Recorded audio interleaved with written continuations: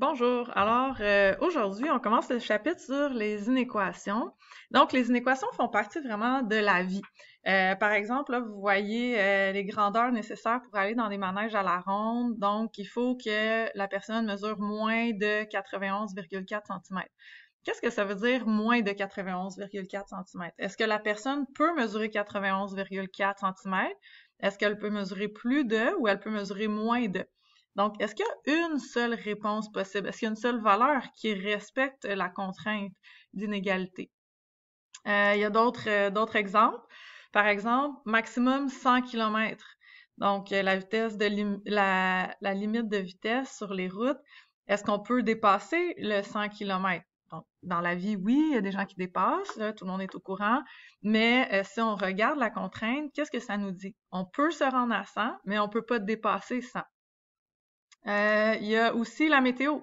Donc, on voit le minimum et on voit le maximum. Qu'est-ce que ça veut dire minimum moins 16? Ça veut dire que la température minimale va être de moins 16 degrés. Donc, il n'y aura pas de température qui sera inférieure.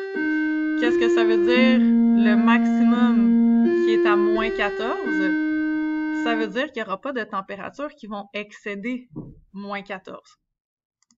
Ensuite de ça, les contraintes d'âge pour les films, donc 13 ans et plus. Donc, c'est pas juste les personnes qui ont 13 ans qui peuvent écouter ce film-là, c'est les personnes qui ont 13 ans ou plus. Donc, c'est une inégalité. Il y en a plein d'autres aussi, par exemple les concours. Tu dois avoir 18 ans et plus pour participer au concours de loterie. Tu dois avoir 18 ans et plus pour acheter de l'alcool. Tu dois avoir 16 ans et plus pour avoir ton permis de conduire. Tu dois avoir moins de 6 ans pour avoir un prix réduit au restaurant, par exemple. Donc, la vie est vraiment remplie d'inéquations.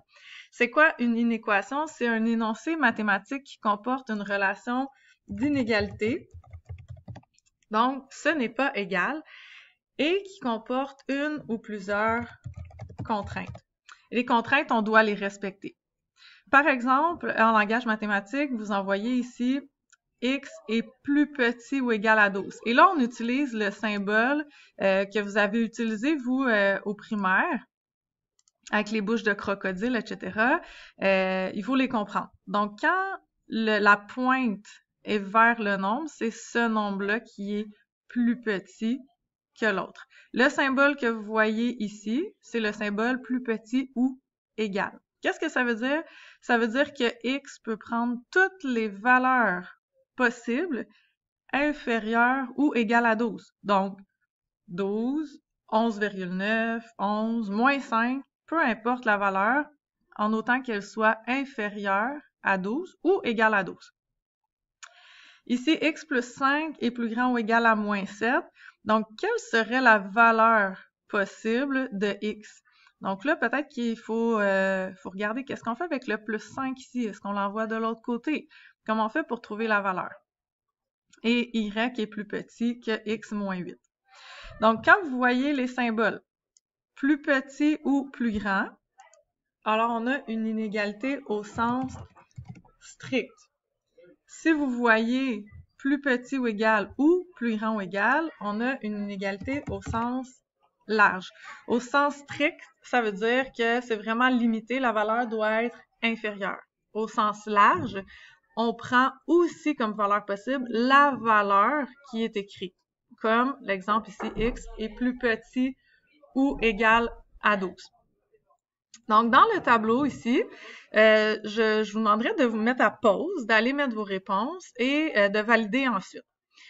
Donc, c'est sûr que pour être capable d'inscrire des inéquations, il va falloir être capable de comprendre les termes utilisés. Donc, si on dit x est inférieur à b, x est plus petit que b, x est moins que b, ce qu'on utilise, c'est le symbole comme ça. Donc, x est plus petit que b. Si je dis x est supérieur à b, x est plus grand que b, x est plus que b, ce que j'utilise, c'est le symbole plus grand que, et ce que j'écris, x est plus grand que b.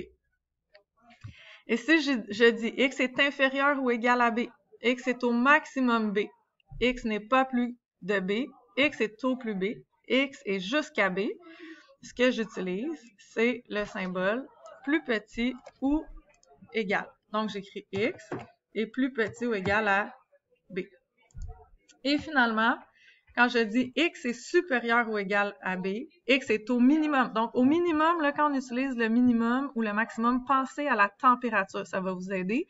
Si la température est au minimum de 10 degrés, il va faire plus chaud que 10. Si on dit x n'est pas moins de b ou x est au moins b, ce qu'on est en train de dire, c'est x est plus grand ou égal à b. Donc, pour pouvoir faire des inéquations, il va falloir comprendre le vocabulaire qui est associé. Dans la prochaine vidéo, je vais vous montrer ce que l'exemple ici en bas signifie. Donc, commencez à y réfléchir. Qu'est-ce que ça veut dire si x est plus grand ou égal à 2 et que x est plus petit que 7? Donc, on combine des contraintes. Par exemple, si je fais un concours dans la classe et je dis, pour participer à mon concours, vous devez être âgé d'au maximum 15 ans et être un garçon. Donc, vous devez respecter les deux critères pour participer au concours. C'est un peu le même principe ici. Donc, voilà pour l'introduction aux inéquations. Dans d'autres vidéos, on poursuit pour la suite.